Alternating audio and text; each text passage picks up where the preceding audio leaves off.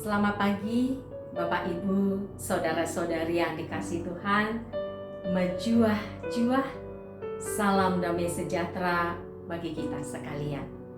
Mengawali hari ini, hari baru anugerah Tuhan, marilah kita membaca dan merenungkan firman Tuhan yang merupakan pelita bagi kaki kita dan terang bagi jalan kita.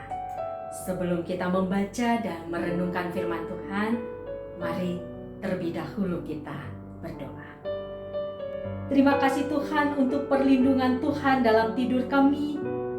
Dan terima kasih untuk hari baru hari ini yang Tuhan anugerahkan kepada kami. Saat ini kami hendak membaca dan merenungkan firman Tuhan.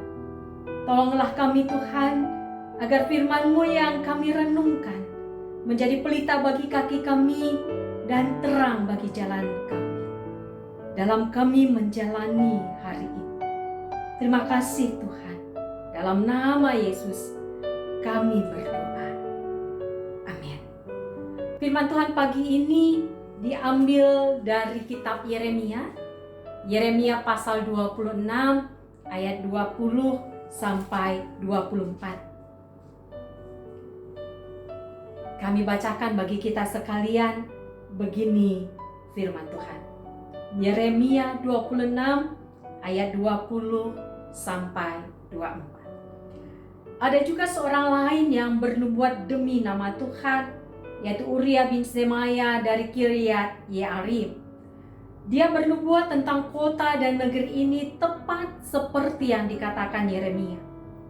Ketika Raja Yoyakim bersama-sama dengan segenap perwiranya dan semua pemuka mendengar perkataan orang itu, maka raja pun mencari ikhtiar untuk membunuhnya. Mendengar hal itu, maka takutlah Uria, lalu melarikan diri dan tiba di Mesir. Kemudian Raja Yoyakim menyuruh orang ke Mesir, yaitu Elnatan bin Akhbor beserta beberapa orang. Mereka mengambil Uria dari Mesir dan membawanya kepada Raja Yoyakim. Raja menyuruh membunuh dia dengan pedang dan melemparkan mayatnya ke kuburan rakyat biasa. Tetapi Yeremia dilindungi oleh Ahikam bin Safan sehingga ia tidak diserahkan ke dalam tangan rakyat untuk dibunuh. Sedemikian jauh pembacaan firman Tuhan. Yang berbahagia adalah setiap kita yang tidak hanya mendengarkan firman Tuhan, tetapi juga memeliharanya dalam kehidupan setiap hari. Bapak Ibu saudari yang dikasihi Tuhan, renungan pagi ini kami beri judul diingatkan agar tidak binasa, malah membinasakan. Adalah Yoyakim anak Yosia Raja Yehuda bersama-sama dengan segenap perwiranya dan semua pemuka tidak terima atas perkataan Nabi Uria bin Semaya yang menubuatkan atas nama Tuhan bahwa bait suci akan dimusnahkan dan kota Yerusalem akan seperti Silo bila Yoyakim dan segenap bangsa Israel tidak memperbaiki tingkah lakunya dan perbuatannya dan tidak taat kepada Tuhan. Perkataan Nabi Uria bin Semaya ini tepat seperti yang dikatakan Nabi Yeremia. Ada apa dengan Silo? Mengapa Silo menjadi contoh ketidaktaatan Yerusalem kepada Tuhan? Padahal kita tahu kan, Silo menjadi tempat berdiamnya kemah pertemuan dan menjadi pusat peribadatan umat Israel pada masa hakim-hakim. Bapak Ibu saudari yang dikasihi Tuhan, Silo melambangkan kegagalan Israel untuk setia kepada Tuhan dan tempat ibadah yang dinajiskan. Itu terjadi pada masa Imam Eli, di mana rumah Tuhan dinodai oleh kedua putra Imam Eli yang jahat. Juga penyalahgunaan tabut Tuhan yang diperlakukan sebagai berhala untuk menyerang bangsa Filistin. Tuhan murka dan membiarkan tabut itu dirampas musuh.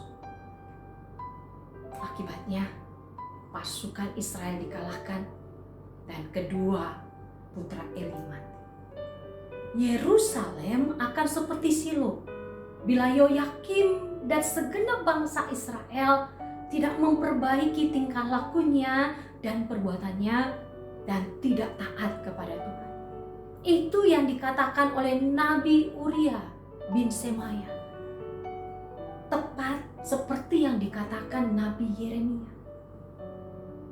Namun Yoyakim dengan segenap perwiranya dan semua pemukanya tidak menerima perkataan Nabi Uria bin Semaya.